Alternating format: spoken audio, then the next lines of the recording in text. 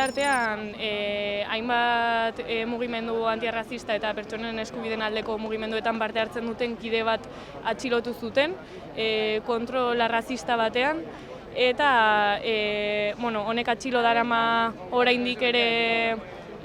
komisaldegian, eta gobernu delegaritzatik kanporatu nahi dute, deportatu nahi dute kide hau, eta orain eskaini dute edo proposatu dute zien barneratze bat ematea, Madrileko zien. Besterik gabe, guk salatu nahi dugu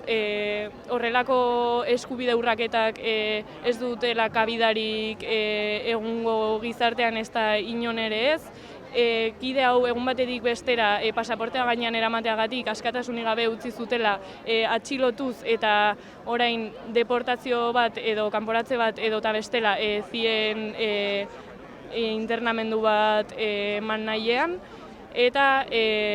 besterik gabe orokorragoak diren kontrol polizial arrazista hauek salatu nahi ditugula,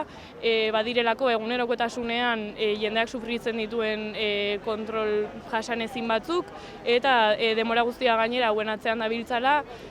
onartezina dela, eta horretarako ere gaur agertuen jendeari eskerrak ematea, eta sareak sortu behar ditugula honi aurre egiteko, eta baita ere jarrera instituzional hauei edo instituzioek ere ardura har dezatela, eta